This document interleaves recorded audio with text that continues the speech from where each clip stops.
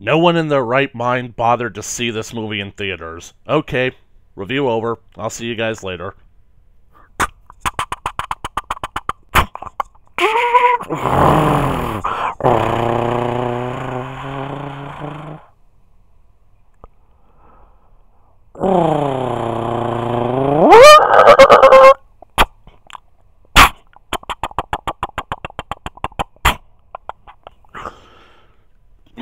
Okay, I guess you kind of have to talk about it a little bit more than that, but not really sure what I'm going to talk about, considering that I didn't even bother seeing this movie. That is literally how superfluous this entire movie was. But I feel like in order to basically make the statement about, like, just how screwed up everything is over there at Lucasfilm, you gotta basically cover the production of this completely laughable farce of a movie. Now, as I said earlier, when Disney Lucasfilm actually took over when Disney took over Lucasfilm, I actually thought the idea of making spin-off movies was a good idea. And I thought that basically, like, having spin-off movies would get us cool, kind of in-between stories that, like, showed us the time of the rebellion fighting against the Empire, or maybe the years leading up to the rebellion. We might actually get that Boba Fett movie that so many people wanted for so goddamn long. Instead, we get a movie based on Han Solo that, quite frankly, I'm pretty sure no one in their right mind realistically wanted. I mean, no one realistically wanted Rogue One, but there was at least a good storytelling potential to be had there. But making a movie that's supposed to be an origin story for one of the main characters of the original trilogy, that's of course going to have to be recast, because not only is the actor too old to play a young version of the character nowadays, he's sworn off from ever playing the character again.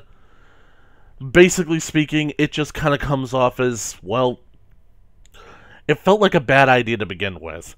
However, what's interesting about this particular Star Wars story is that it was actually George Lucas's idea. I mean, don't get me wrong, I have no doubt in my mind that the movie we actually ended up getting is in no way George Lucas's vision of how this story was supposed to play out. Basically speaking, according to the sources that I've looked up on, basically, Lucas had the idea to start developing, I think, a TV series, or maybe one in-between spin-off prequel movie that's supposed to develop Han Solo as a character as far back as 2012, and he hired Lawrence Kasdan to write the screenplay. Kasdan was also the guy that was originally tapped to write The Force Awakens. He's the guy that basically said, yeah, I'm gonna need at least a year and a half to make something good, and he got promptly thrown out. Okay, so basically, from what I basically read, is that George basically had this idea that maybe, like, a live-action TV series starring a young Han Solo called Star Wars Underworld. It would have depicted Han Solo's first meeting with Chewbacca, him winning the Millennium Falcon from Lando Calrissian, and basically them going on, like, all kinds of spacefaring adventures in the seedy underbelly of, like, the Star Wars universe, the crime stuff and whatnot. I gotta admit, that sounds interesting, because during my time watching the Clone Wars over the last few days, I've come to notice that, like, all the episodes involving, like, the major crime organizations in the galaxy, they are actually a lot more interesting than what's going on with the war. And so, anyways, that actually posed an interesting idea, because there was no definitive reason why this movie or why this series had to be live action. I mean, people probably weren't going to accept the idea of another actor playing Han Solo to begin with. So,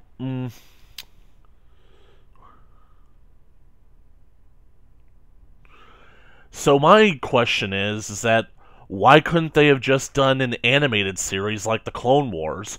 I mean, basically speaking, the Clone Wars and even Rebels to some extent is highly stylized, but every single character looks, well, at least similar enough to their live-action counterparts to where you can reasonably tell who they're supposed to be. And I feel like that would have worked out well. I mean, basically, like, get permission from Harrison Ford to replicate his likeness for a series starring a young Han Solo, and basically, I'm pretty sure that he'd be willing to at least do that as long as he doesn't have to play the character again. Unfortunately, all this began in 2012, and that's the year that Lucas sold the company to Disney. So I guess it did happen in November of 2012. Pretty sure that a lot of us would actually be a lot happier had the world actually come to an end. Alright, so after that, Kasdan was hired to write the script for The Force Awakens. He left his son, John Kasdan, in charge of writing the Solo movie until he returned. Basically speaking, like, I don't know.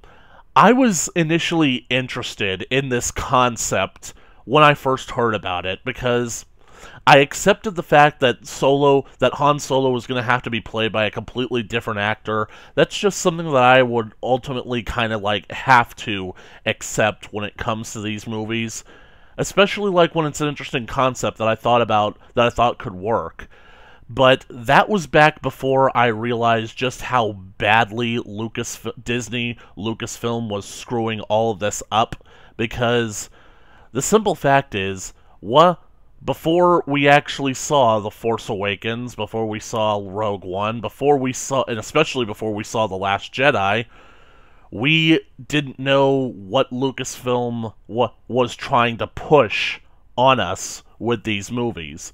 And I would have much rather seen George Lucas's idea, his vision of how this movie would have ended up being, because the simple fact is, George Lucas doesn't have a pathological need to disrespect and destroy his male characters, the male characters that he has basically spent years developing at this point. He's not going to do anything that makes the audience, like, cringe in seeing what these characters are doing, so... And for those of you who are basically looking at Anakin Skywalker in the prequels, come on, guys. One, he was a 9-year-old kid, and he was a 19-year-old teenager. You guys know full well that you did stupid stuff when you were those ages too, so give Anakin a goddamn break. Okay, so the simple fact is, once we started realizing that there was an agenda at play when it comes to Disney Lucasfilm making these movies, the idea of seeing a young Han Solo became less a prospect of seeing how cool the character is, and instead shifted to how neutered the character is. And it just doesn't really seem like it's all that good an idea. I mean, what do we really even need to know about Han Solo? I mean, I know that George had this one scene in Revenge of the Sith planned where basically Yoda would encounter a very young Han Solo living on Kashyyyk with Chewbacca, but he decided to, like, change that idea because it really wouldn't make all that much sense to begin with. I mean, what would he basically be trying to imply that Chewbacca raised Solo? So... I've heard from the expanded universe materials that when Chewie and Han Solo first meet, that Han kind of saves Chewie, which is, I think, basically kind of like based off of George Lucas's own interpretation, because I'm pretty sure that Chewie, was based off of George's own dog, who was also nicknamed Chewie, so I think that basically if that dog was a rescue, then that would be a nice little way of putting it in there. This movie, however, doesn't really do something like that, and you guys basically gotta bear with me. Like, I'm not gonna do a synopsis of the plot. I'm only gonna basically focus on, like, the parts that I know are in the movie that would really irritate me, because I didn't even bother seeing the movie, and I still haven't seen it, and really wish that I could say the same with Episode 9.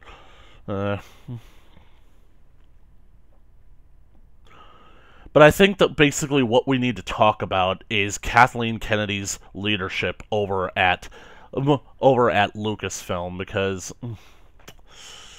basically this film was pretty much marred by a completely troubled production. Okay, so filming for this movie began on January 30th, 2017, basically 11 months before The Last Jedi premiered in theaters.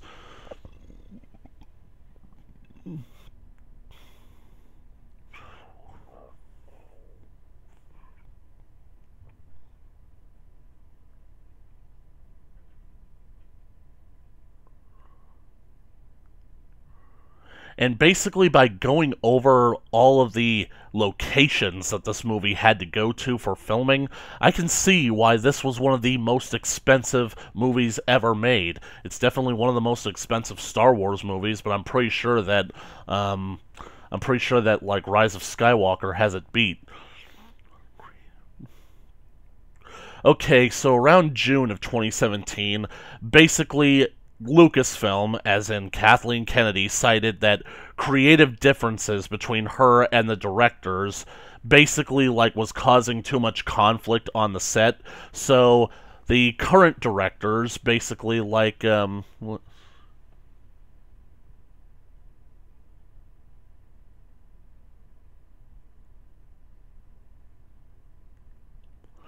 basically the casting directors, what are these guys? Lord and Miller. What are their first names? Come on.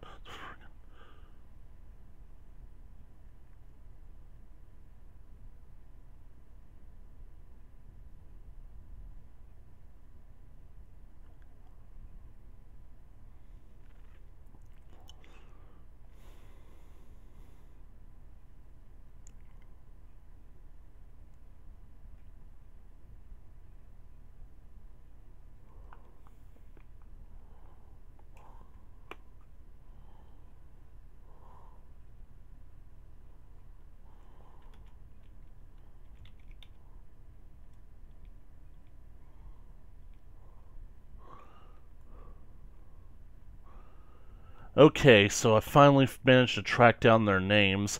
The two directors basically began. The project was to be directed by Phil Lord and Christopher Miller from a script by Lawrence and John Kasdan. Basically speaking, the problem with them is that they were brought on because under the impression that they were directing a comedy film, because I'm pretty sure that Miller is known for basically making comedy films in the past, and so basically they were pretty sure that Lucasfilm wanted a comedic touch.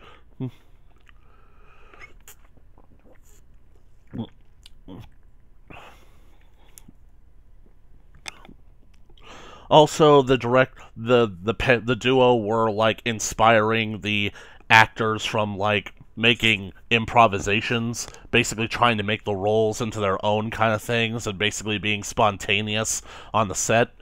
Now, basically, improvisations, I think that you can give or take on, but the fact that Disney is so against it because it's, quote, taking the story off course, it feels like they're just really obsessed with, garnering control over every single detail and whatnot.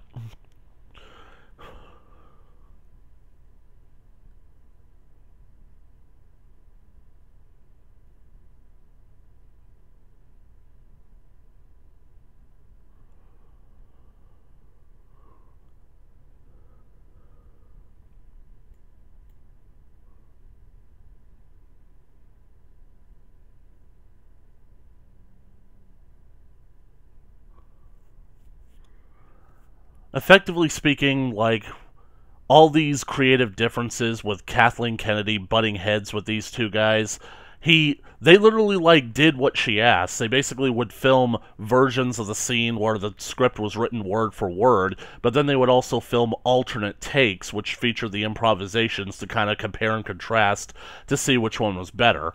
And they would also basically cut down on all the excessive different camera angles that they would be used during during filming, so that editing options were now basically limited.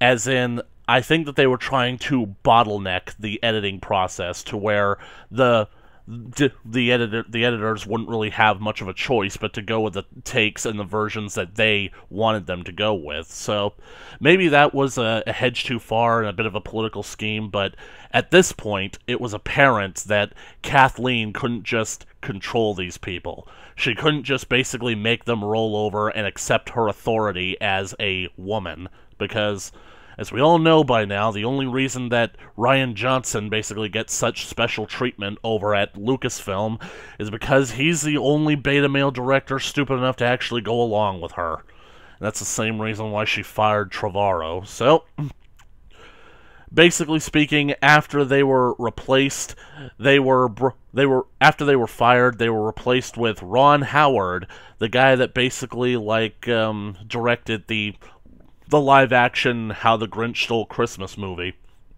I like that movie. It's nice, and it's fun. A lot of people say that Ron Howard has the reputation for being the safest director in Hollywood, and I can ultimately understand that. This is a guy that doesn't make too much of a splash with the movies that he makes. He's more or less the kind of guy that I think is more or less just willing to roll over and take direction from people overseeing him, because he comes off as a guy who's just, glad to finally have, a job, you know what I'm saying? It's surprising, because he actually turned down an offer back in the 90s to direct The Phantom Menace. I mean, that's weird. Wonder how... I think that he had to turn The Phantom Menace down in order to make The Grinch. I really wonder, how he considers that. Does he consider it having missed the opportunity or dodged the bullet? Okay, so... I think that the biggest problem of this is that by June, when basically Lord and Miller were replaced with Howard, 70% of the film had already been done, and most of the... And they basically had to rewrite the script in a lot of ways as well in order to make this feel more like what Kathleen Kennedy wanted it to be. So Ron Howard being brought in to basically redo 70% of the film, it just goes to show that this movie was almost a complete disaster area from the beginning. It's like, you can't necessarily... It's not a good idea. It's not wise. It's not a wise idea to basically, to throw away 70% of the film when it's already basically been completed. So, you can't... So, the idea that they basically, just threw out the previous directors instead of working with them and trying to actually come to some kind of compromise, it really just goes to show that, well, Kathleen is just basically just tripping on her power, because instead of basically wanting to negotiate and see a compromise between the two values in which both parties have to give up something in order to gain something, she just basically expects everybody to slavishly bow to her whims because she is a powerful executive woman, as if men don't have to go through this same kind of negotiation process with other men. So effectively speaking, she really is a terrible leader. She doesn't want to actually work with the situation that she has, and I knew 100% that this was the situation, because Jurassic Park 3, the exact same thing happened. We were 2 weeks into filming, and the script was thrown out, because she wanted something different. And for some reason, Steven trusted her enough to not stop her.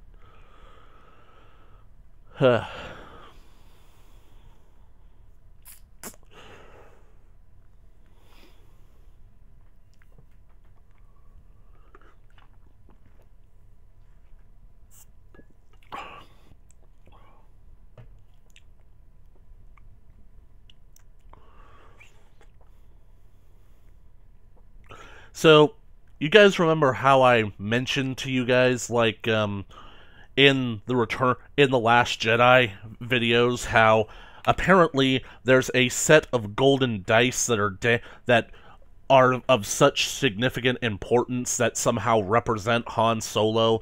It's their token of, like, memory and whatnot that basically, like, Luke gives to Leia, or the Force projection of Luke gives a Force projection of them to Leia, and it's supposed to actually mean something.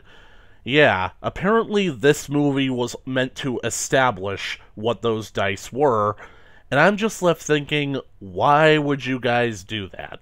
I mean, you guys basically showed earlier that you really didn't care all that much about using the spin-off movies to establish things. Like, you could have used Rogue One to establish who Rey's parents were going to be, and all it would take is like one 5-minute rewrite to the final scenes of the movie to explain that Jyn Erso and Cassian got away, so that would have been perfect. That would have been, like, the perfect way to, like, explain where Rey came from and explain her legacy, so... And it would have basically been, like, kind of keeping with the narrative that, like, oh, like, Jyn Erso and Cassian, they're not Force-sensitive, but because they did such a good thing for the entire galaxy, the Force, like, flowed through them so positively that they were able to produce something as strong as Rey. I mean, maybe fans wouldn't have accepted that, but I could have gotten behind it. I could have accepted that that's how the Force would work. So basically, you make this movie in order to add significance to one little piece of prop material that you guys invented for this movie in order to basically have some kind of emotional appeal, all because you friggin' let the novelization writers turn Han Solo into a drunken deadbeat who sold his medal and Luke's medal for drinking money. Okay, so I think that basically, like, it shows how desperate this movie basically was, because the movie, during the lead up to its release, was hinting that, like, oh, a special, the movie will have a special appearance of a character that's going to be, of a fan-favorite character that people are going to be so excited to see. It's like, okay, they already had Darth Vader in Rogue One, I doubt they're going to be able to have Darth Vader in this movie, but also the most obvious character to have in this movie would be Jabba the Hutt, and I don't know, I mean, like, Jabba's an interesting character, but I doubt that he's, like, all that much of a fan favorite to get excited about. Okay, so I think that basically I'll talk about, like, the casting nowadays. Oh my god, that name. Aiden Ehrenreich. Alden Ehrenreich was hired to basically play the young Han Solo, and basically, like, he actually met with Harrison Ford in order to give some, like, insight to, like, how Han would be played, except, well, the simple fact is that for what I've seen of this movie, Alden doesn't really play like Han Solo at all. It just kind of feels like, it feels like someone who's playing the role of a corporate entity's vision of who Han Solo is. And basically, like, there's a lot of trouble. There was, like, a big problem with Alden's performance as Solo, as partway through filming this movie, they had to bring on an acting coach to actually teach this guy how to act during production of this movie. So yeah, you hired somebody because he has nice cheekbones and a chin, and yet he can't act for shit. That basically goes to show exactly what Disney thinks of the filmmaking process. It doesn't matter if we make anything of quality, just make something that looks good. Woody Harrelson was brought in for this movie, and I gotta admit, Woody Harrelson being brought into a lot of movies nowadays, he seems exactly like what you would expect, and that's the problem with this movie, is that you bring on a character like Woody Harrelson, you can immediately predict the kind of character he's going to play, and he ends up playing Tobias Beckett. Basically, he's the criminal guy that basically is the leader of, like, the gang in the movie, and he becomes a mentor figure for Han Solo and teaches Han, like, a lot of various stuff. but you also predict the fact that he's totally going to betray Han by the end of the movie, and Han's going to have to make a decision to either side with him or stop him, which means kill him. I like Woody Harrelson, and I think that basically, like, it's nice to see such a versatile actor in a Star Wars movie like this. I don't know, I just kind of wish that, like, I just kind of wish that you couldn't see where this movie was going to go, you know what I'm saying? It's the predictability that's actually killing these movies the most when it comes to my retrospective. And, well, here's an interesting thing about Tobias Beckett. Apparently, according to the new established canon, he's the one that killed bounty hunter Aura Singh. For those of you who watched the Clone Wars, Aura Singh was a pretty interesting bounty hunter character that kind of took the young Boba Fett under her wing and mentored him and tried to help him get his revenge against Mace Windu. Unfortunately, she kind of disappeared, like, after the earlier seasons, which is a shame because I really liked her character. I wanted to see more of her and what she could do. And here's another interesting bit of trivia. She actually makes a brief cameo appearance in The Phantom Menace. She's like one of the people that's watching the pod race, the Boonta Eve Classic during the pod race scene. She's not in the stands. She's actually on the Canyon Dune turn. And it's like, I think right before the Tusken Raiders start taking shots of the racers, and it's like, who is that? What's she doing out there? But anyways, enough about Aura. Then we basically get to, I'm pretty sure then we get to Kira, Han Solo's potential love interest in this movie. I'm pretty sure that at one point Disney wanted to make this movie to imply that Kira and Han, like, having a love interest might imply that if Han ever decided to leave Leia, he'd probably go back to Kira and have an affair with her, and that could explain where Rey came from.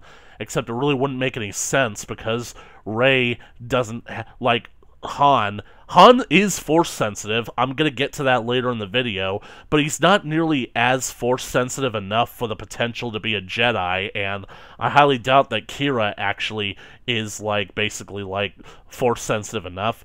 Kira basically follows the same kind of character arc you'd expect in this movie. She's a childhood friend and the love interest. They get separated, and when they reunite again, it causes problems because now she's basically changed. She's basically, like, tougher, used to basically, like, standing up on her own without, like, she don't need no man to help her, but she ends up, like, joining with Han anyways and whatnot.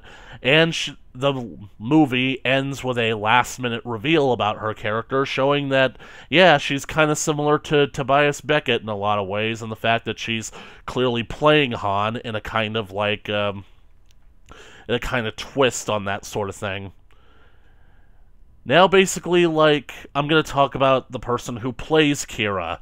Emilia Clarke, otherwise known as friggin' Daenerys Stormborn, first of her name, queen of the Andals and the free people of friggin' Westeros. Jesus friggin' Christ, that woman's titles. Now, basically speaking, like, I recently watched the entirety of Game of Thrones, like, basically, like, so I could basically watch the final season as it premiered last spring.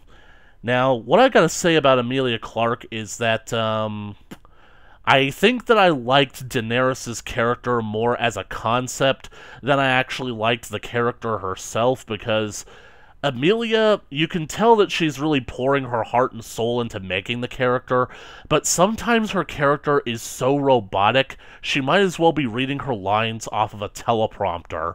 Almost basically like, that's really the problem when you have to have a strong female character being portrayed a certain way, because you basically try to have their strength equal stoicism, but it comes off, but for someone who can't really pull off stoicism in this kind of way, it makes them come off rigid, like they can't ever, like, they can't necessarily be anything else.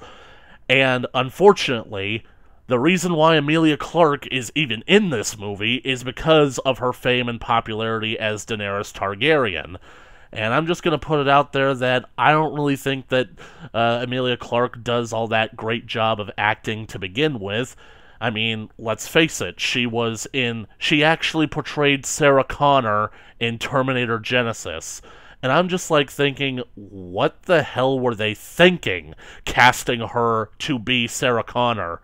I mean, I get the fact that like Linda Hamilton is too old to play a young Sarah Connor again, but you would think that basically like when it comes to casting these movies, you would actually pick someone who looks like a younger version of the actor who played the original incarnation. Emilia Clarke looks nothing like Linda Hamilton, and so when it came to watching her play Sarah Connor, I thought, okay, is she the teenage version of Sarah Connor from the distant past that somehow came to this point in the future? Why would she do that? But nope, we're supposed to accept that Emilia Clarke is a one-to-one representation of Linda Hamilton from the original Terminator movie, and it's like, oh my friggin' god.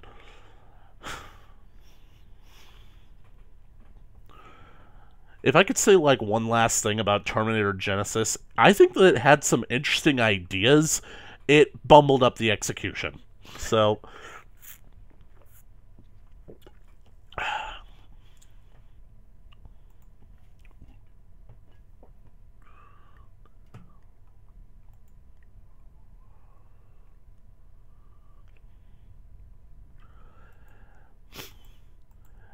Donald Glover was brought on to play Lando Calrissian, and I don't know, I think that that's a casting choice I could ultimately get behind. I've seen some of Donald Glover's movies, and I feel like basically like he sort of does a good job as being for what he basically like was brought on to do.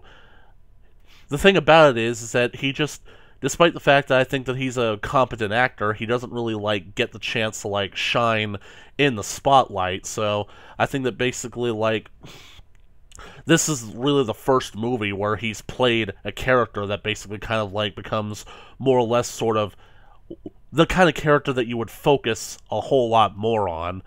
And then basically I didn't really hear his name again after that until he basically like provided the voice for adult Simba in The Lion King.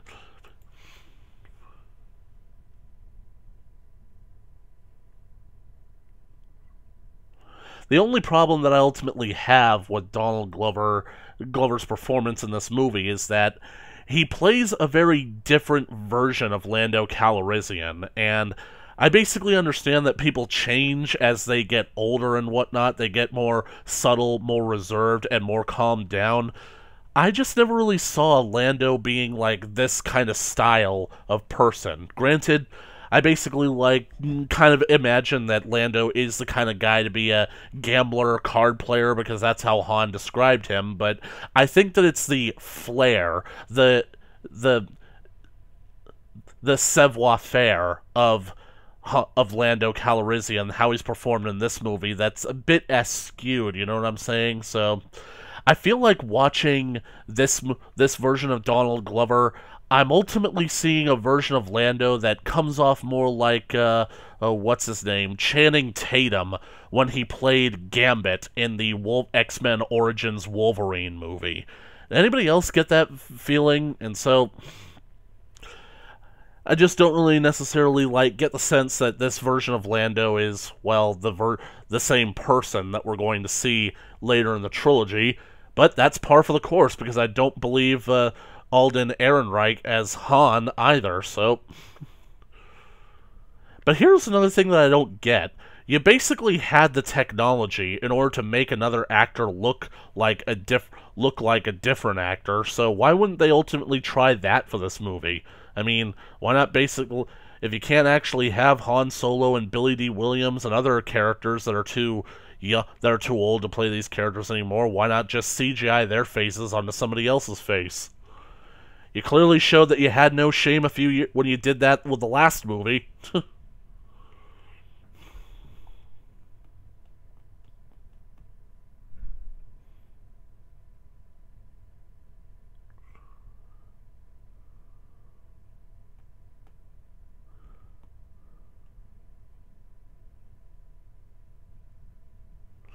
If there's one thing that I'm really hoping for with this movie. I still haven't seen it. I don't think that I am going to see it. I would hope that Chewbacca has a more prominent role, because with the Disney sequel trilogy, he just gets pushed into the background. And yeah, I admit that you might say that he did the same thing happened to him in Revenge of the Sith, but he was only really there for fan service and to establish that he's so old that he lived through the Clone Wars and had some kind of relationship with Yoda. So I think that it's a nice little touch of fan service there, but he wasn't really supposed to have that much presence or purpose in the movie. It's kind of like that episode of Clone Wars that had him as a character, with Ahsoka being kidnapped by the Trandoshans and her meeting up with other captured Padawans trying to escape the island, and Chewie, he gets captured too. They team up and they try to escape together.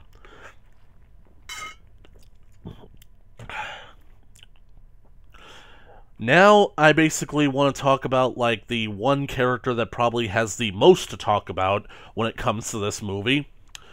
And definitely it goes to show that the people behind these movies over at Disney Lucasfilm, they're just trying too hard to tap into what they believed to be a potential marketplace demographic.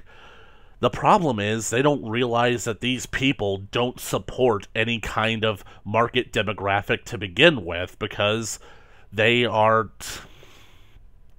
What I'm saying is that pandering to these people was never a good idea for a prosperous longevity business model. So, I am, of course, talking about Lando Calrissian's navigator droid, L337. Obviously, her name is supposed to be a play on the term leet, as in elite. Leet. Anybody remember leet? Anybody remember using leet online? You see leet in the chat rooms? I'm pretty sure that leet is a saying that hasn't been used in more than a decade at this point. And this is why I hate it when big movie studios try to touch internet culture, because by the time they get there, they're already too fucking late. I mean, just look at the people that make all those Lego movies. They literally made an entire movie based around the "because I'm Batman" meme. Ugh.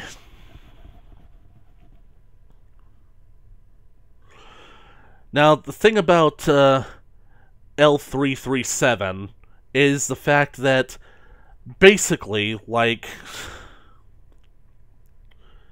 it's already weird enough to consider the fact that, like, this movie went out of its way to portray Lando Calrissian as a pansexual, and I'm just left thinking that, like, what is really the point of advertising something like that? Like, does it affect the plot in any way, shape, or form? Nope, it's just the studio wanting to signal how virtuous they are by pretending that they care about people that don't ascribe to typical sexual norms. Yeah, as if that's something to actually be proud of. But as if something like that is actually something to be applauded in any way, shape, or form. But the simple fact is that it really comes off as like them just trying to basically draw in a certain type of audience to this movie, and they're doing it at the expense of another character that fans have already known and loved, and it's like, if fans make a big deal out of it, then they're the ones that are going to come off as intolerant. But the simple fact is that you're basically taking this already established character and you're arbitrarily changing them to where they become a puppet for your politics. And that's what people really had a problem with, but anyways, like, whatever. Lando Calrissian is apparently a pansexual, which means that he'll basically stick his dick in anything. And what does the movie choose to portray that he's having sex with in this movie? The droid. Yeah. Basically, L337 is effectively Lando Calrissian's sex droid and it's kind of funny when you put it like that, when you consider, like, what they wanted L337 to actually be. But I'm just basically thinking that, like, I'd assume that something like this would exist in the Star Wars galaxy, but the idea that you have one of the main characters, like, flat out openly, like, doing it as if it's something that's supposed to give you browning points or whatever, it's just kind of, like, weird, because it's like, this is more or less the kind of thing that you would see, like, you would make a passing joke about, like, basically, like, take Guardians of the Galaxy Volume 2, for example. When basically when we catch up with Yondu, Udanta, with, like, the Ravager Corps, they're basically, like, on this, like, I don't know, casino, stripper bar planet that's basically kind of like it's basically the kind of place where you would go in order to basically, like, relieve some stress. And basically we have a shot that basically shows that Yondu basically had just had, like, basically just had a moment with basically what is effectively a sex droid, and it's basically, like, glossed over like that, so...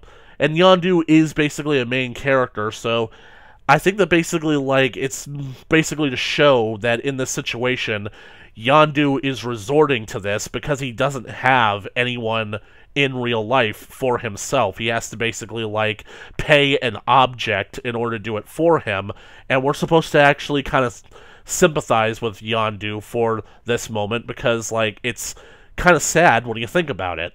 So the idea that basically it's being played up as something proud in this movie really kind of confuses me, especially since, like, over the last few years, like, with all this social justice nonsense going on, I remember, like, reading articles basically claiming that, like, the mere idea of having sex robots is in and of itself sexist, because it's like, I don't know, they're basically, like, equating the idea of basically, like, having sexual relations just to, like, an object that could satisfy basically greedy and typical and abusive men, or are they basically trying to say that, like, oh, it's taken women's jobs away?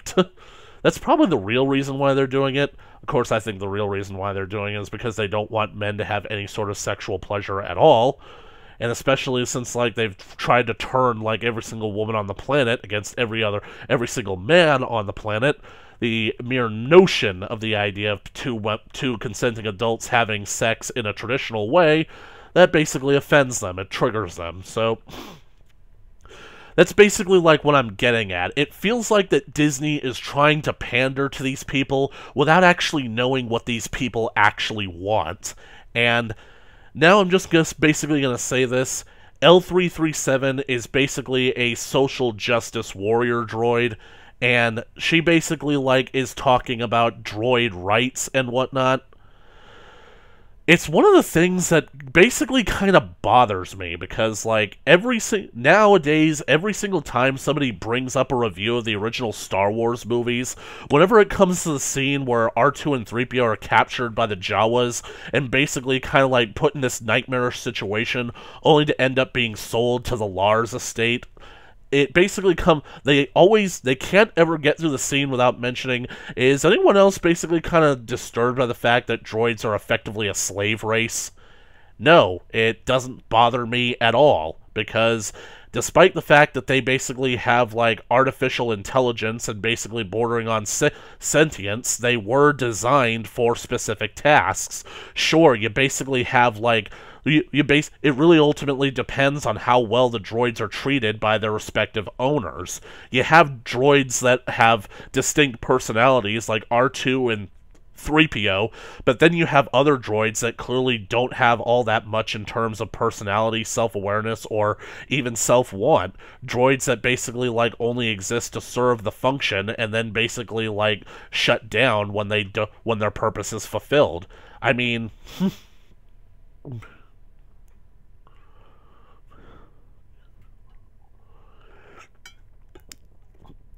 What I'm saying is that the plight of the Star Wars droid is not a social issue that everybody needs to get up in arms about, especially because it kind of makes sense why the galaxy would be in a position where they would be mistreating droids and even basically refuse to service droids at their local cantinas, considering that the most devastating war in the history of the galaxy that basically tore the Republic apart a few years ago was a war that was largely fought using droids. So the idea that basically, like, people are just suddenly supposed to start, like, immediately, like, caring about the plight of basically talking toaster ovens really doesn't really sit well with me. It really doesn't seem all that necessary, because the main reason that droids can even remotely talk or communicate is to basically, like, advise the people that are pretty much, the people that are, like, needing to repair things. That's the same reason why you have the ships in the Star Wars galaxy being able to communicate. Why the moisture evaporators could communicate. Yeah, everybody forgets about that throwaway line from the first movie that the real reason that Owen bought R2 and, well, wait, no, 3PO and R5 was because he needs droids that understand the binary language of moisture evaporators. So yeah, they're speaking binary, but they're still communicating, and never mind. L337 is just basically a droid that's basically there just to basically, like, make virtue signal about social issues, about how, like, droids are being oppressed and they need to shake off their oppressors, and yet she's still perfectly satisfied with being used as what is effectively a sex slave for Lando Calrissian. It kind of comes off as like they were completely tone deaf on what this character was supposed to be. Anybody else getting that feeling? I'm totally getting that feeling right now. And of course, like, well, I guess I might as well, like, start talking about, like, some of the finer details of the plot. Basically speaking, this movie is exactly as I said it would be. This movie was basically like, it went out of its way to disrespect and lessen the credibility of Han Solo as a character.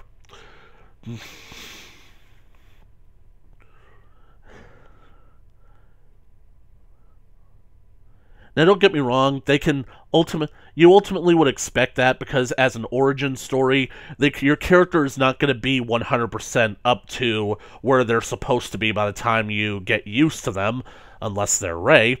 Now, that would ultimately be acceptable, except the changes that they make to Han Solo are done in such a permanent way that Han's character has nothing to do with developing when it comes to these changes.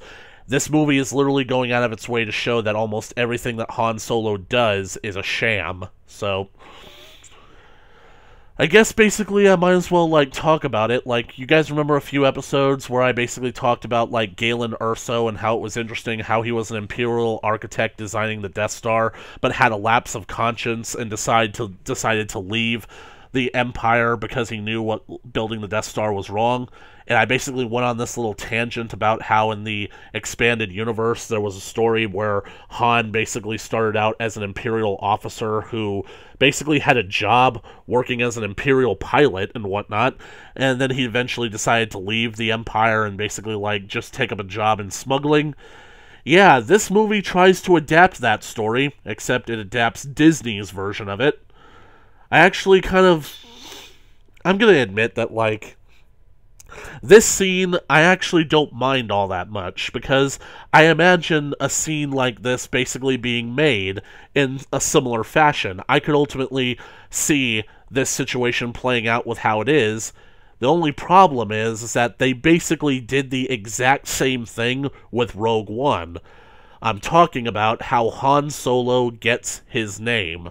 Because up until that point, Han has basically just been Han. He doesn't have his last name yet. So, after he escapes from, like, whatever, I don't know, friggin' vampire slug lady that apparently he was enslaved to. He and Kira were enslaved to since childhood before this point in the movie. After he escapes from that place and separates from Kira, he goes through an Imperial checkpoint, I think trying to register to become an Imperial pilot, and basically the guy at the checkpoint asks, what's your name? And basically is like, Han, last name? I don't have a last name. You don't have a last name? Well, who are your people? I don't have any. I'm all alone. Han Solo. You're Han Solo. Basically, like, I can get behind that because I feel like that's a realistic situation. But like I said, it's a little bit too much like Rogue One. It comes off like, it's just like how it was in Rogue One. It's like, identify, like, what's your ship tag name? Identify yourself before lifting off. We are Rogue. Rogue One. Rogue One? What the hell are you doing? Get the hell out of here. Basically, it seemed exactly like what they did with that movie. And I think the other problem that I have with it is the fact that Han isn't the one who chose this name. It was chosen for him. And it's kind of like goes to show that throughout this movie, Han is sort of robbed of his autonomy from time to time. And it's basically like, I think that it would have been a better idea if Han basically was like, if the Imperial Guard was like insistent about Han giving his last name, and maybe he basically like asked like, maybe if he had asked like how many were in his party from the begin was, it's like, I'm all alone, I'm all solo here. And basically the guy's like, alright, name, first name, last, is like, I'm Han Solo. I'm Han Solo. Han Solo, huh? Alright. Take your tag and be on your way. Anyway, I feel like that would have been like a moment where Han just sort of realizes that he is on his own now and has to kind of find his own way in the galaxy. So I think a whole bunch of rigmarole happens where Han is basically joined up with the Imperials and whatnot, and I think at this point in the movie, Han is basically either planning to desert, or maybe he actually... God damn it, I don't friggin' know the details. I don't friggin' care about the details. All I friggin' know is that, like, this is the scene where he meets Chewbacca. So, it's been 3 years since all of this, and I'm pretty sure that Han got kicked out of the Imperial Flight Academy. And so now he's serving as he's now serving in the mobile infantry. And so, for any of us who know anything about Starship Troopers, MI does the dying, Fleet just does the flying.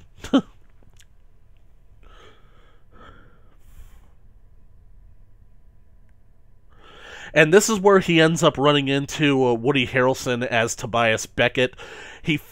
Tobias is actually posing as an Imperial officer, and Han finds out that he's a big phony, and he's like, I know that you're not really with the Empire. I'm gonna blackmail you until basically, like, unless you take me with you. And, well, Beckett actually turns the tables on him and has him arrested for being an Imperial, for being an imposter. And, no, for threatening desertion. Yeah, Han was planning to desert and whatnot, so... This is where he meets Chewbacca. What they do, what the Empire does with deserters, is that they throw them into a pit where they give them to the Beast. Kind of think like Jabba's palace with the Rancor. Now... One moment, please.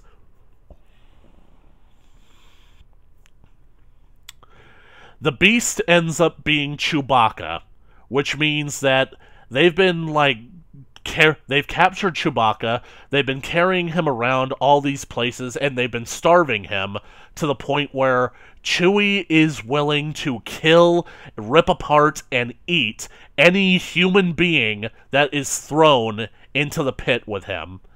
And... I'm sorry, but that just rubs me the wrong way. I don't think that Chewie is the kind of guy that would actually do that. Don't get me wrong, Chewie is a warrior, but he's not an animal. I know that hunger can make people do incredible things, but I just don't necessarily see Chewbacca as a monster. I mean, I actually think that, like, you remember how I basically, like, mentioned that, like, everything that Han Solo is meant to do in this movie is a sham? that's not exactly that the way that it's done in this movie is basically kind of a bad thing, because I'm pretty sure that in the original movie, the way that George Lucas wanted to write both Han and Chewbacca is that everything that they were doing was meant to be a con. You basically get the scene earlier in the movie when they're flying on the Millennium Falcon, where Chewie is playing a digital chess game with R2 and 3PO, and Chewie gets upset because R2 is beating him, and basically, like, 3PO is, like, chastising him for basically being so immature, and Han basically kind of tells 3PO to ease up on him because you don't want to upset a Wookiee. At which point, basically, Han makes the implication that Wookiees, and Chewie, apparently, has a reputation for ripping the arms off of people whenever he doesn't get his way. And yet, throughout the rest of the movie, we see Chewie basically running from danger, like they escape the garbage compactor, and the noise of the alarm from the garbage compactor sends Chewie running, and Han's like, "Come here, you big coward! Chewie, come here!"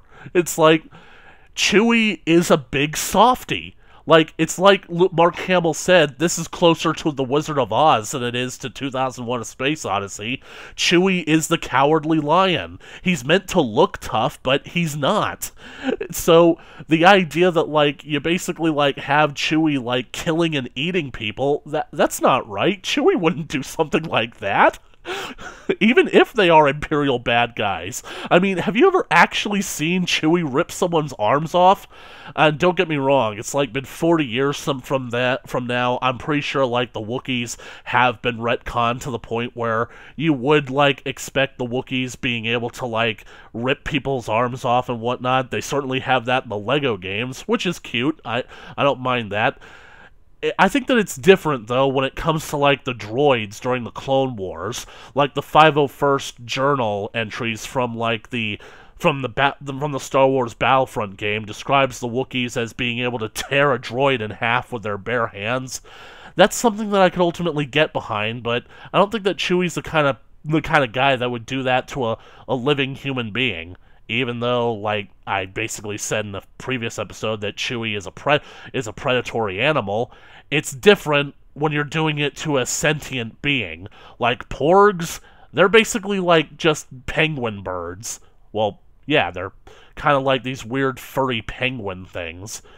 A human being, not so much. So Han gets thrown into the pit with Chewbacca. Chewie is basically grabbing him and tossing him all around, fighting him, gonna kill him, until Han literally talks Wookiee to him. And granted, I haven't seen this scene at all, but from what I've described is that Alden Ehrenreich literally makes vague Wookiee-like grunts and growls in order to basically kind of, like, get Chewie to understand him. And I'm just left thinking that, okay, one, how does Han Solo already know how to speak Wookiees at this point? And secondly, it's long since been established that Chewie, as well as other members of his race, plainly understand the common tongue. So why is, like, hearing Han communicating like a Wookiee end up being the thing that calms him down? Because, like, I don't know, like, you would think that Chewie would understand Han basically speaking regular plain English, so.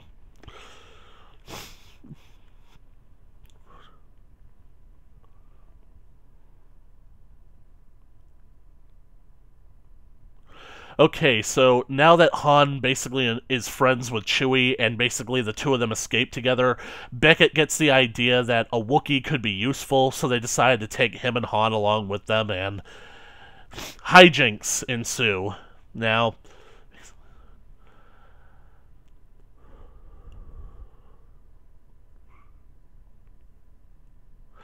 basically speaking, what you might want to basically, like, go in for, like, I'm just basically going to give vague plot details at this point because it really doesn't matter in the slightest.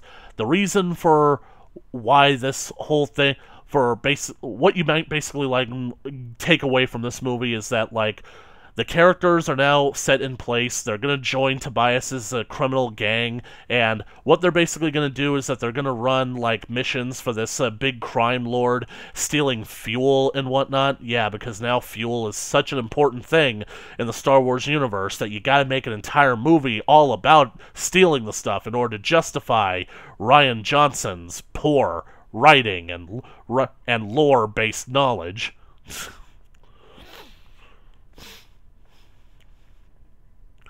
And blah blah blah, a whole bunch of stuff happens. Han meets up with Kira, who has joined the Crimson Dawn crime organization. And so basically, like, and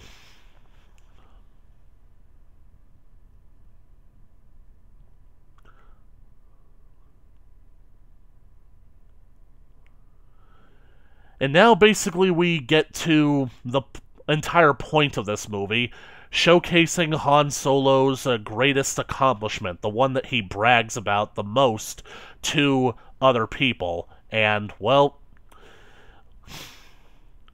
basically, you remember from the first Star Wars movie how he boasts about how the Millennium Falcon is the ship that made the Kessel Run in less than 12 parsecs? Well, this movie is all about showing us that story. I really wish that they hadn't. Han gets this idea to basically, like, steal a whole bunch of unrefined fuel from the mines on Kessel. And basically, like, in order to do this, Kira knows that they're going to need a fast ship, so she takes them to Lando Calrissian, who is an accomplished smuggler and pilot, and she hopes to get his ship, the Millennium Falcon, from him. However, Lando doesn't seem interested in the gig at first, so Han challenges him to a game of cards, at which point Han intends to cheat and get Lando to bet the Millennium Falcon so that Han can win it in the game. So, at least I think that's how it goes. I mean, as it turns out, Lando actually cheats a whole lot better than Han does, and thus maintains control of the ship. However, he actually agrees to join the mission in exchange for a share of the profits. So, basically speaking, like,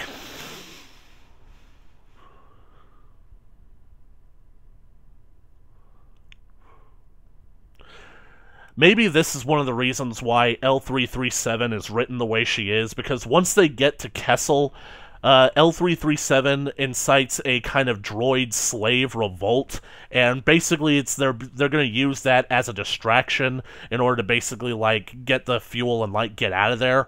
But at the same time, it's basically kind of like, well, L337 gets damaged, so she basically, like, she gets fatally damaged, and Lando is also wounded during the escape.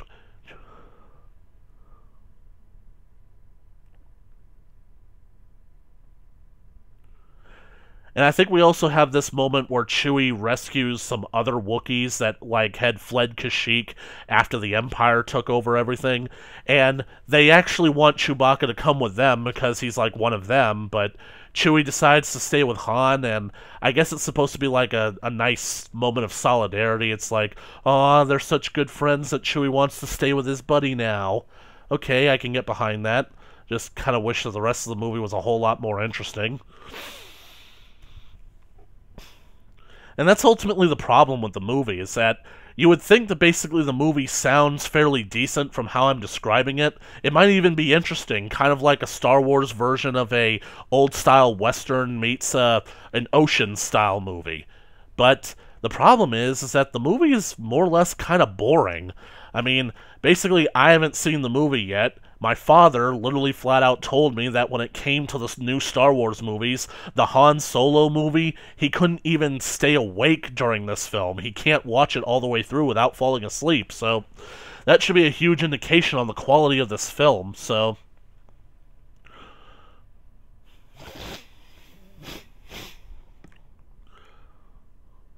Now, here is the worst part of all this movie.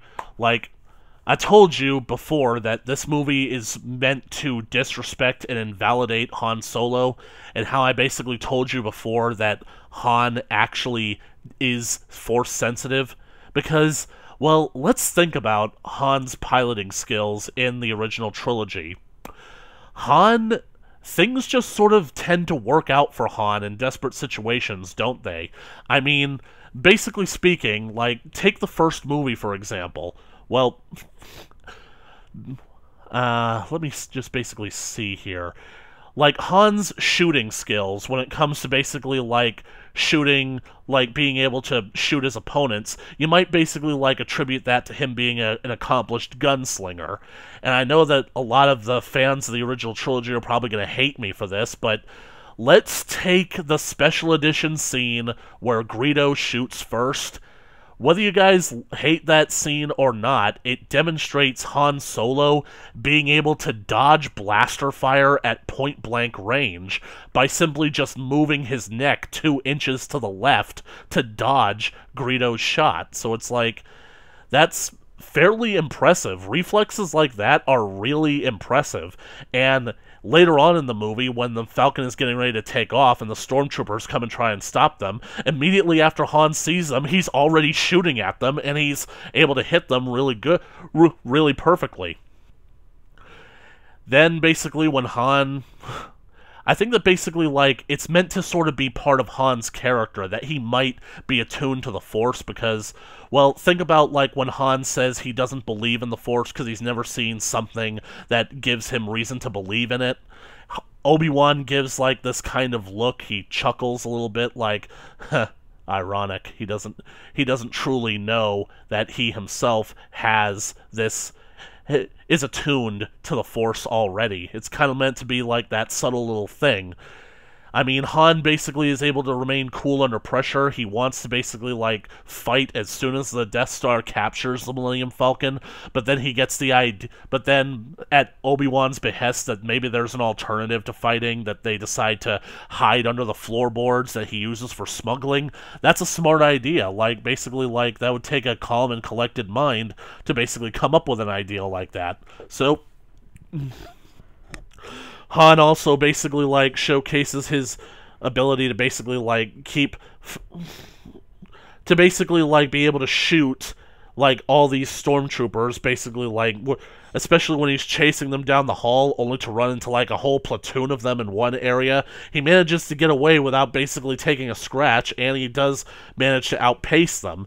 And basically, it's because of their own incompetence, the fact that they ended up closing the blast doors trying to trap them, but he managed to get through.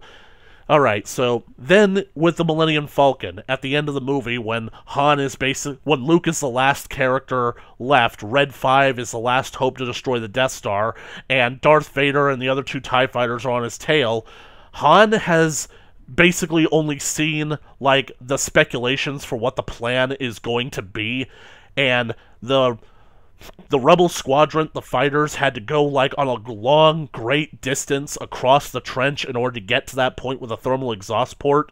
So Han has no idea where Luke could realistically be at this moment, and yet he comes in, and yet he appears at right the perfect place. And he ends up managing to shoot out the TIE fighter, and the other one manages to crash into Darth Vader thanks to the distraction. So... that's basically like a moment of, like, the Force guiding Han to where he needed to be. Then, in the second movie, with Han basically leading the ship into the asteroid field, the odds of successfully surviving such an endeavor are 3,720 to 1. Han is able to navigate the ship without taking relatively any damage from the asteroids on the Falcon. So, basically, it shows that Han is worming and weaving his way through all of this. I really do think that Han, in some level, does have some connection with the Force.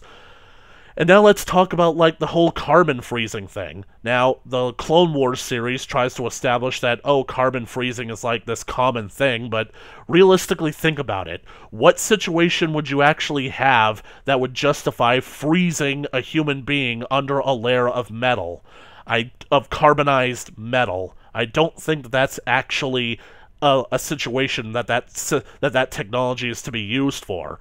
the whole idea, the reason why Han was frozen in carbonite was because Vader had a hunch that it would work on Luke, so he wanted to test it on Han Solo first in order to see if Han would survive, because that would mean that Luke would also survive. But what if the reason that Han survived is because he's attuned enough with the Force to where he was preserved? What if the Force was protecting him in this situation?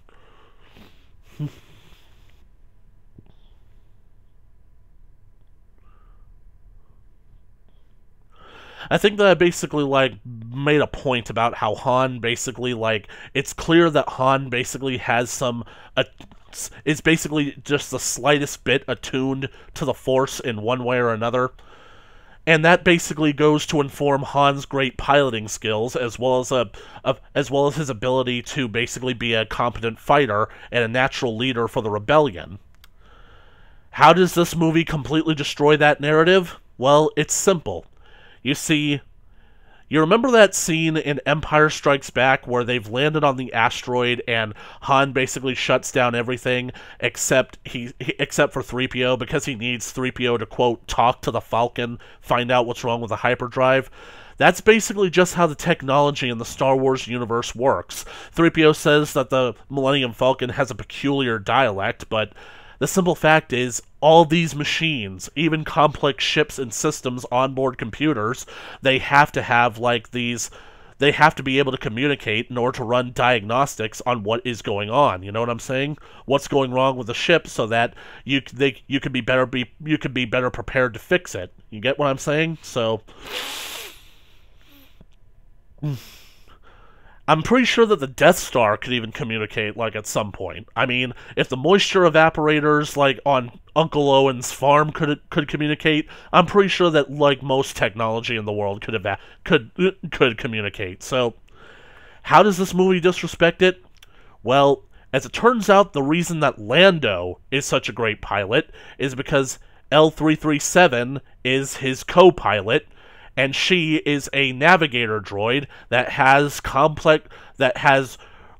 very complex readout charts of all the navigational charts in the entire galaxy. So effectively, L337 is kind of almost like a physical embodiment of autopilot for the Millennium Falcon.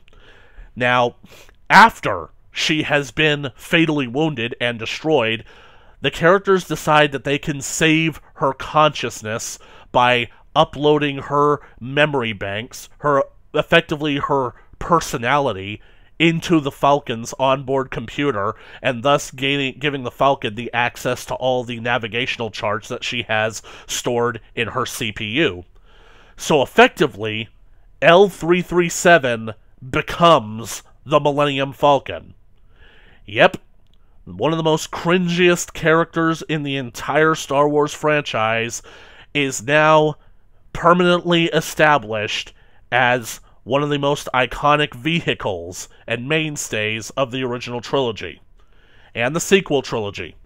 Thankfully, we never had a reference to her in Rise of Skywalker, because that's really when I would have walked out. My dad could have found his own way back home. So, okay, so because L337 is clearly still conscious inside the Millennium Falcon, and basically she has these navigational charts, it's clear that the movie is making a dialogue about how Han isn't really piloting the Millennium Falcon at all. It's L337 who is still conscious inside the Falcon. Effectively, the Falcon is piloting itself. Han is just basically at the controls, taking all the credit for it. And that just really kind of pisses me off, because it's bad enough that you basically robbed Han Solo of his achievements in the original trilogy before, you basically made him into just a deadbeat in the sequel trilogy. Now you're literally trying to rob Han Solo of who he actually is. And that really just pisses me off right there, because L337, despite the fact that she's a machine, she's a woman. She's meant to represent a woman in this situation. So it's once again a woman doing a better job than a man, and the man basically taking credit for what the woman is doing. Except it's vice versa. The woman is actually taking credit for what the man is doing, because there's no fucking way I believe that Han Solo is such a terrible pilot that the ship literally flying itself, thanks to a friggin' SJW droid, is actually the secret to his success.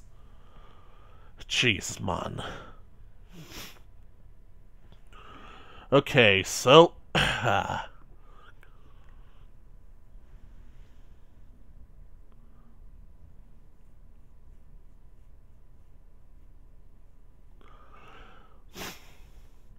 This is the point in the movie where we get the infamous Kessel Run. Basically speaking, like,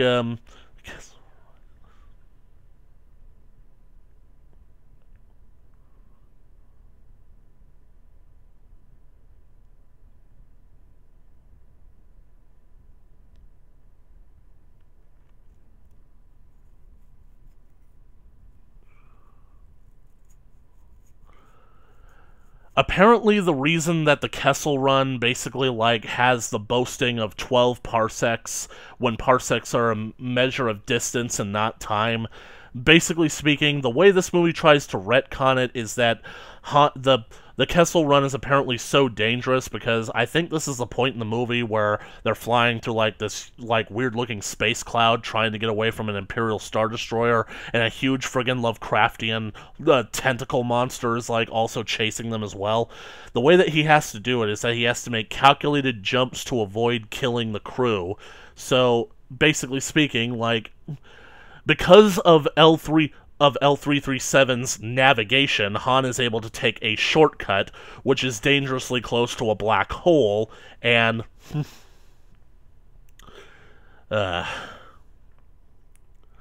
This is, like, one of the reasons that I friggin' hate Disney Star Wars, because Disney Star Wars is under the impression that they're fixing things by doing stuff like this, when in reality, they're actually breaking them, because...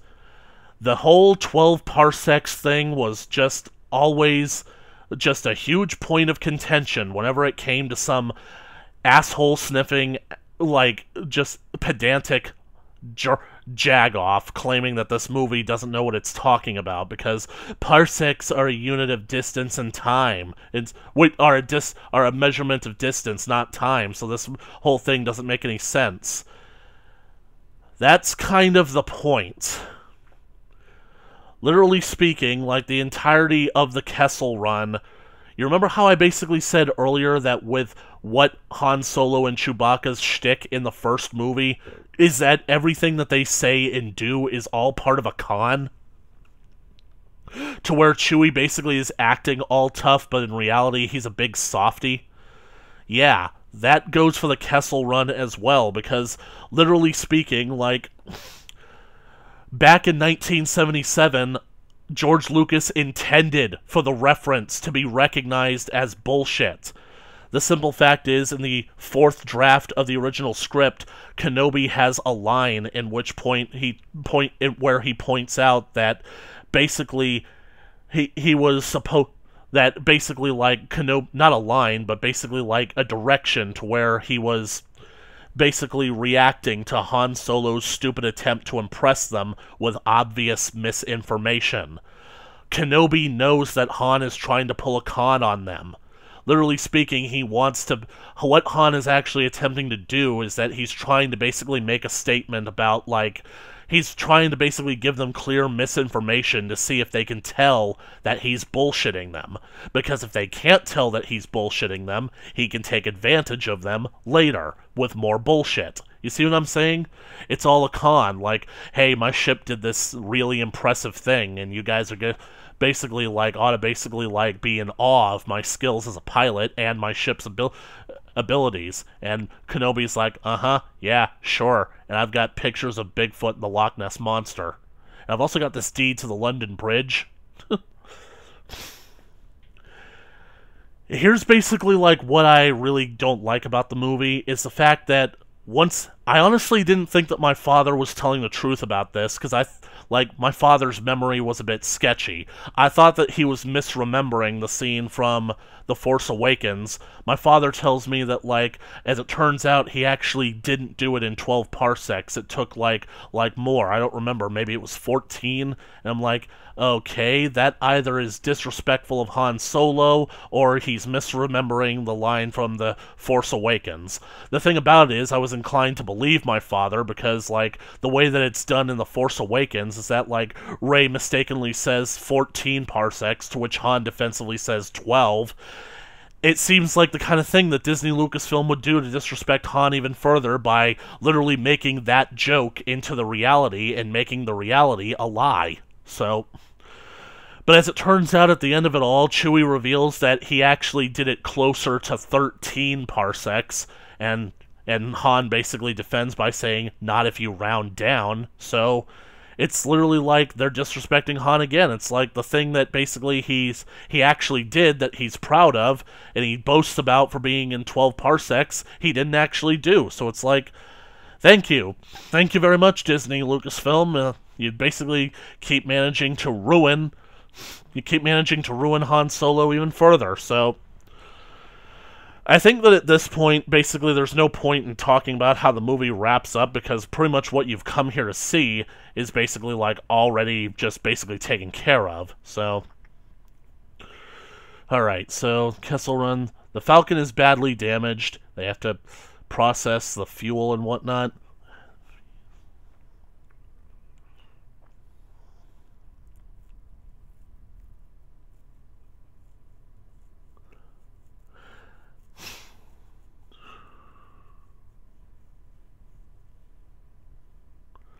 Here's what I basically, like, don't really understand about this movie, because it feels like this movie is trying to make Han into a sympathetic character, and yet basically it's kind of infringing on the character Han was in the original trilogy, because it kind of shows like Han goes through the character arc twice, because one of the primary antagonists of the movie are these people that are aligned, I think, with Enfy's Nest.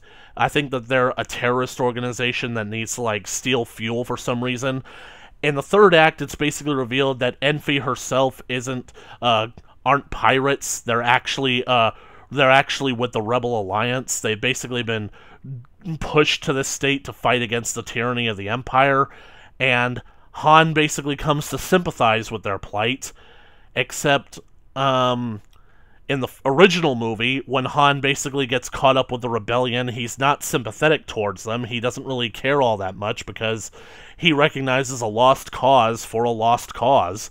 He basically doesn't have faith that the rebels can even remotely beat the Empire, so he decides to basically, like, take his reward and get the hell out of there as quickly as possible. So you're trying to basically, like, make Han sympathetic towards the rebellion in this movie, when one of his character arcs in his original movie is all about him coming to that decision in a completely different manner. What's the point then? I don't see the point to why this whole plot point is in there, except to basically kind of reference that the Rebel Alliance is now a thing, that they've been fighting apparently 10 years. They've been fighting the Empire for 10 years before the events of A New Hope.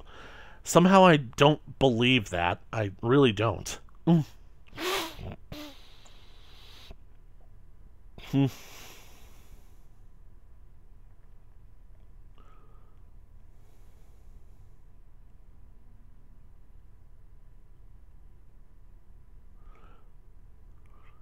Okay, so Han decides to throw in his lot with Ephes and the rebels, as in they're going to double-cross the crime lord they've been working for all this time. But apparently Beckett got wise to Han's attempt to basically, like, double-cross them and warned the crime boss about it, and there's, like, a big trap, a big shootout, in which Beckett ends up double-crossing the crime lord himself and tries to steal all the fuel for himself in order to take all the reward and whatnot, to sell it for himself. And anyway, so... And he also takes Chewie hostage. I mean, I know that I basically said all this time that Chewie is a big softy, but he's not a pushover, and I really don't suspect that Woody Harrelson would be able to, like, overpower Chewie and keep him prisoner. I mean, sure, if Chewie is handcuffed, but I mean, I'm pretty sure that Wookiees are strong enough to break most binders. I'm pretty sure that Chewie would break out of whatever restraints he's got and, like, completely throttle Beckett, so...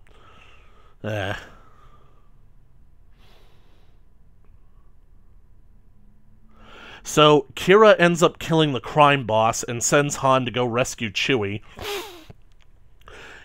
And I'll save this scene with her for later, because it's something that I want to talk about, like, once I'm done synopsizing the plot and whatnot.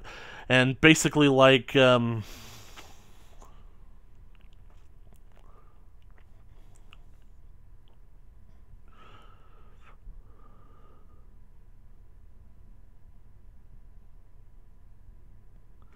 at which point Han confronts Beckett and basically, like, basically they have, like, a brief confrontation, which ends with Han pulling his blaster and shooting Beckett first. It's obvious meant to be, like, a fan-servicey reference to how Han Solo always shoots first, and it's just, like, Beckett's dying words is like, "You made the right decision. I would have shot you." And so, basically, like, at that point, Han and Chewie hand over the coaxium to the rebels, and Enfi offers Han to join the Rebel Alliance, but he's like, "Nah, I don't want to," and it's like, he wants to find his own way and whatnot. She ends up giving him, like, a vial of fuel to where he can purchase his own ship and whatnot, and Han basically decides to go after Lando. They find him basically, like, in the same kind of bar that they found him in the first time, and then basically they challenge him to another game of cards, and basically, like, once again, Lando wagers the Falcon, and this time, because Han knows that Lando is cheating, he ends up basically, like, preventing Lando from cheating, I think by somehow getting the cards that he had stashed up his sleeve and whatnot. And so, this basically leads into Han basically winning the Millennium Falcon fair and square. So, now Han Solo has the Millennium Falcon with Chewbacca as his co-pilot and first mate. He heads out to Tatooine in order to basically, like, seek out a gangster, strongly implied to be Jabba the Hutt, in order to basically join his crime organization. Despite the fact that Han definitely knows that it's far too dangerous to throw in with crime lords because you apparently can't trust them. So that's so that's Solo, a Star Wars story. It's largely mediocre. I don't know necessarily if the movie is bad, but I honestly think that the movie had to be bad because of how pointless it ended up being. And because it just came out at the wrong fucking time. Plus, I don't like the fact that the movie goes out of its way to try and lessen Han Solo the way that they did Luke Skywalker, because it's like, you're basically trying to rob Han Solo of his greatest achievements. Quit doing that. Just let Han Solo be Han Solo, you know what I'm saying? If you want to make a movie with Han Solo so bad, why are you going out of your way to disrespect the character? Do you resent the fact that you had to make this movie because George Lucas already put it into production before you took over the place? Why didn't you just kill production on the movie? Okay, so now I'm going to go back to that scene that I mentioned earlier. As it turns out, Kira kills the crime boss before sending Han to go after Chewie and Beckett, at which point she contacts her real master, the real person that she's working for, and it turns out to be an incredibly aged up Darth Maul, who apparently is hiding out on Dathomir. This is the fan favorite character that they were alluding to the entire time, and I'm just left thinking, really? Maul? How desperate are you? You're so desperate to get the fans to come and see this movie that you bring in Darth Maul? Especially considering that most of the fans of the live-action movies, like my father, for example, aren't fans of the Clone Wars series. They have no idea that Maul was even alive. Only someone who would have watched season like one episode from season 3, then one episode of then like 2 episodes of season 4, and then a whole lot of episodes from season 5 would know that Darth Maul is still alive. And then basically, like, at this point with Star Wars Rebels, because Darth Maul comes back for Star Wars Rebels as well. But I don't know for sure, but I'm pretty sure that Rebels had ended at this point, and I'm pretty sure that one of the final episodes of Rebels features Maul going to Tatooine and confronting Obi-Wan Kenobi one last time, during which Maul dies. So what's the point of getting us excited to see, like, more Star Wars spin-off movies for the chance to see Darth Maul again, when, literally speaking, we already know how he's going to die? I mean, you're clearly trying to tie this together with, like, his appearance from the end of Clone Wars and his appearance in Rebels, so what's the point of getting us invested? Especially since after this movie bombed at the box office, they're not going to make any more Star Wars spin-off movies, at least for the time being. All future Star Wars movie plans have been put on hold. Yeah, nowadays they might be saying that they want to basically, like, get Star Wars back into production, but I think that's just them trying to save face in the ultimate dumpster fire that Rise of Skywalker ended up being. So okay, so I've said my piece about Darth Maul. I didn't want to do a synopsis of the movie, even though that's what I ended up doing. I wanted to talk mostly about the moments that irritated me, like with how Han meets Chewie, how it's like Chewie's not really Chewie, and all that stuff, and basically how Han is being robbed of his, like, piloting skills thanks to L337, and then of course Darth Maul and whatnot. So okay, so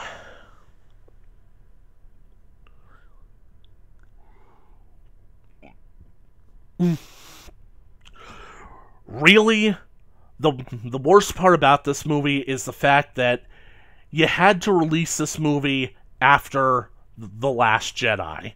Like, if you had released this movie, like, first instead of Rogue One, I feel like people probably would have been more open to it.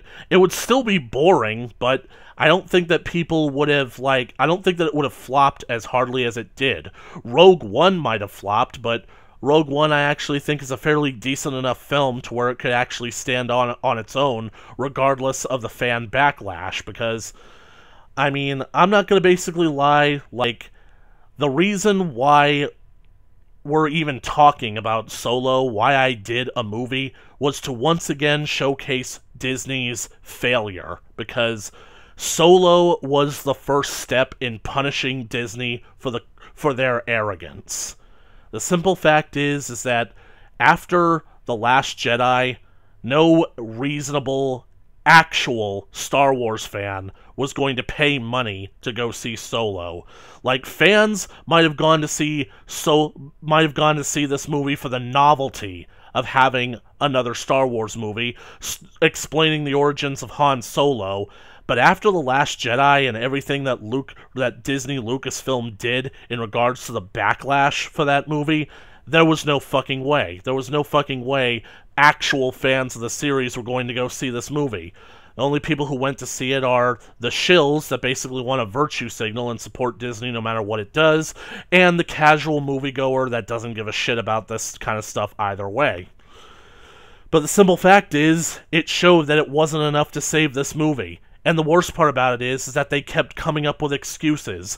Excuse after excuse as to why this movie didn't have any sort of big numbers in its domestic release. And it's like, oh, we decided to release it around summer because we assumed it was going to be a summer blockbuster, but it was just a very poor time because it went up against some pretty big competition. Does anybody even remember what was released in the summer of 2017 besides this movie? Because I honestly don't think that the competition was actually enough to snuff this movie out. So, anyways, they didn't want to admit the fact that they had friggin' fucked up by literally insulting the fan base that they were literally depending on in order to make this investment worth it. And so then there's also the thing about it, it's like, now I'm basically going to talk about, like, Disney's other big-time strategy for evoking the box office. Because Nowadays, with filmmakers, you sort of get two chances. You get the chance to make it big in the domestic numbers and in the international numbers as well. And a big majority of your international box office numbers are going to come from China. It has the second biggest film market in the entire world, and that's basically based on population. So, yeah, I could totally believe that, like, a communist country that basically just restricts the freedoms of its people is totally the kind of thriving economy in which people will go to see the movies. Now, don't get me wrong, I know that China is a thriving economy, but I honestly don't think that the people are actually okay with being in the situation that they are in. Especially, like, I don't think that basically they're kind of, like, in the mood to necessarily go see a movie, especially because apparently, Star Wars is completely irrelevant over in China. This is another thing that I honestly, don't like about filmmaking nowadays, because filmmakers have tried to justify that if you're going to have, like, a large budget film with a whole lot of special effects, most of the revenue that you have to get back from the box office will have to come from China.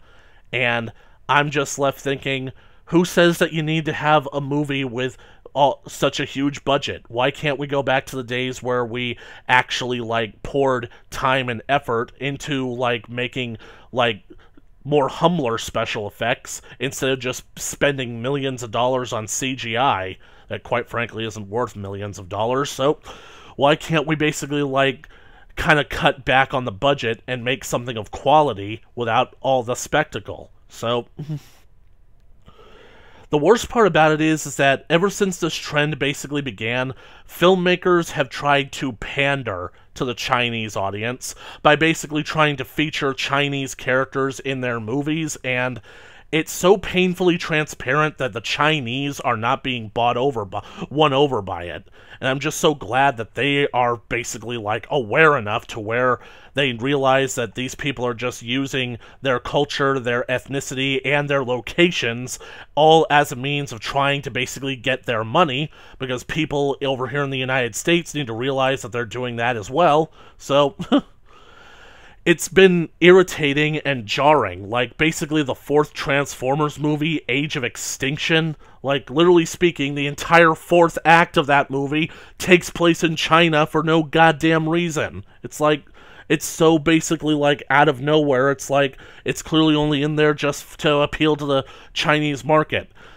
But here is ultimately, where it goes to show that, Disney just has absolutely no integrity whatsoever, and they clearly don't care about the quote-unquote social issues that they claim to be in support of. The progressive politics that went into The Force Awakens, The Last Jedi, and Rogue One, and some of Solo, it completely is just a means to an end for them. Abandoned at the first sign of trouble. And the trouble is their bottom line. I mean, they won't abandon it in the United States, even though they basically, even though it's their biggest form of trouble. Oh wait, they actually have. We'll talk about that in the next video, but what I'm talking about here is the fact that, basically speaking, a lot of these social justice nitwits are complaining that the United States is racist and, it basically is not safe for women and minorities. And yet they basically, don't say a word when it comes to China, when China literally has, literally has stated several times that the Chinese don't like black people, and they certainly don't like women being featured prominently as stars in their movies. Literally speaking, when The Force Awakens came to China, the poster was changed in order to downplay Finn's role in the movie. Finn, basically, he was a large figure on the poster that basically took up, most of the space on the right side. In the Chinese version, he shrunk and pushed out of the way. So, hopefully, under the hope that the Chinese wouldn't notice his character on the poster and thus be tricked into seeing the movie. Does anybody care? Do any of these progressive idiots care that Disney is doing this? Nope. They only care about the movie when it's here in the United States. so that they can, like, signal from on high about how virtuous they are and how racist and sexist original Star Wars fans are. And what's even worse is the fact that basically because Star Wars is so irrelevant, so meaningless over in China, China doesn't really have an audience for Star Wars over there. Basically speaking, they ended up changing the name of the movie. They cut out any references to Star Wars, and they changed the title to Ranger Solo. They literally tried to trick the Chinese audience into getting into these movies. Now, here's the bombshell that I'm going to drop on you guys. Star Wars might be irrelevant to the greater population in China, but here's actually a secret. There actually are Chinese Star Wars fans. Oh my god. It's revolutionary. You know? It's unheard of. The idea that there are some Chinese out there that actually do like Star Wars. You want to know what the difference is? The Chinese don't like Disney Star Wars. Because the Disney Star Wars movies are bad. So bad, I might add, that literally speaking, Disney was counting on China's box office numbers to save their movies, to save this movie and Rise of Skywalker. Nope. Nothing doing. Remember how I said that this movie was one of the most expensive movies of all time and probably was one of the most expensive Star Wars movies to date? This movie had a budget of $275 million. What did this movie make back at the box office?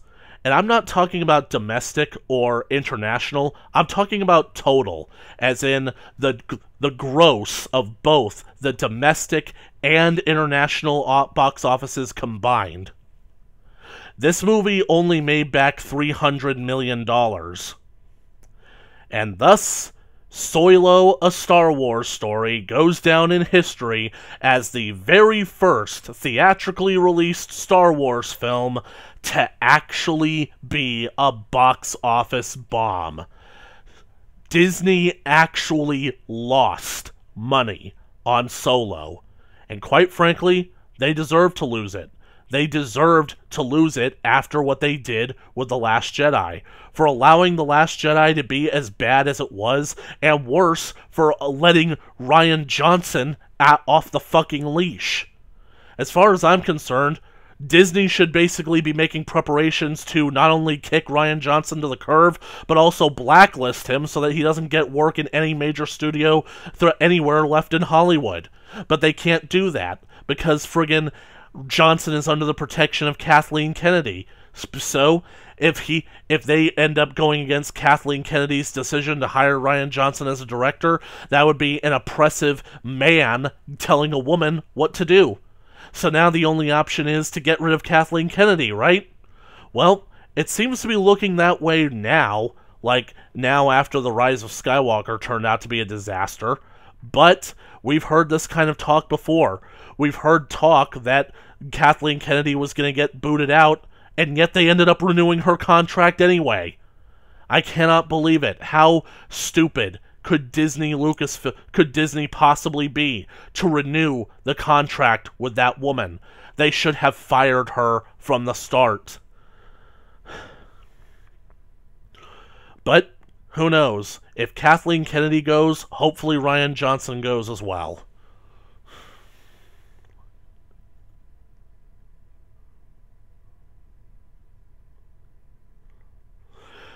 The significance of Solo's box office bomb was basically to show not just the world, but most importantly, Disney, that the fans were not only displeased with The Last Jedi, we were a force to be reckoned with. Never assume you're too big to be taken down, because Star Wars is basically like rotten from the inside out, thanks to Disney's actions. They have completely ruined this franchise that millions of us used to love and turned it into something that we now can't stand.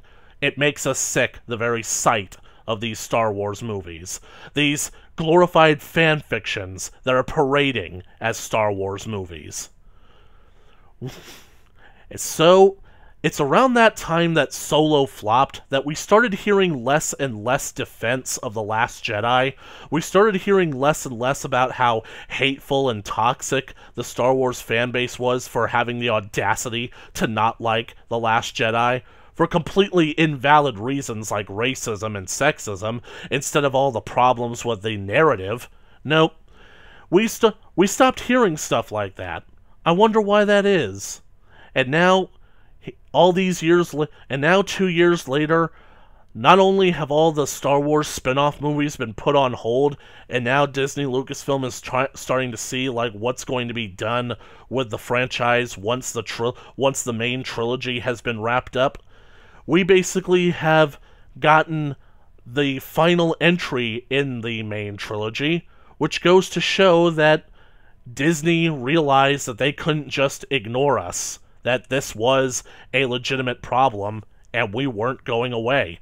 And worst of all, the fact that not only The Last Jedi lost money, like The Last Jedi made less money than The Force Awakens, and the fact that basically this movie made absolutely no money, it shows that the audience, the market demographic that they were banking on to basically be the replacement for the actual fan base, the people that they were counting on to basically make a sustainable business model, they were nowhere to be found.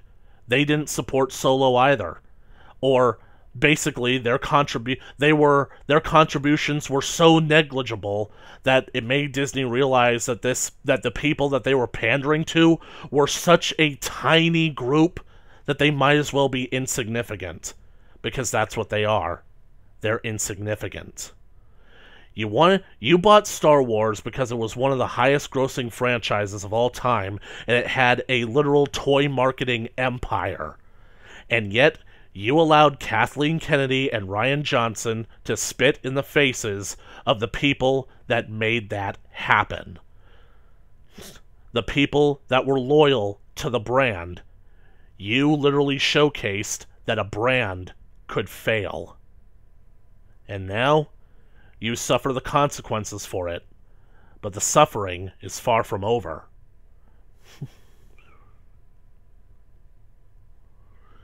So, that's basically like my recorded rant on Soylo, a Star Wars mistake. Ranger Soylo, everybody. How is it that this episode managed to be nearly 2 hours as well? I guess I just have a lot to talk about. Ironically, I didn't expect that I actually thought that I was going to talk about like a whole lot more subjects than just basically like talking about where the movie doesn't necessarily work, and it doesn't really matter all that much, does it? Anyhow, I hope that you guys have basically enjoyed this little rant. It's hard for me to rant about a movie that I didn't actually see, but I refuse to see this movie. I mean, reading that synopsis basically showed me that the movie is probably mediocre, but I'm not in the mood to see a mediocre film anyway, especially one that's basically like has an agenda being driven behind it. So now basically I'm just I really necessarily wanted to basically keep this streak going when it came to basically not seeing any Star Wars movie that was supported or released by Disney whatsoever. Unfortunately, things didn't work out the way I wanted them to. So, I hope you will all join me next time when we wrap up Disney's greatest failure as we talk about Episode 9, The Fall of Star Wars. Hope you all have a great day. I'll talk to you later.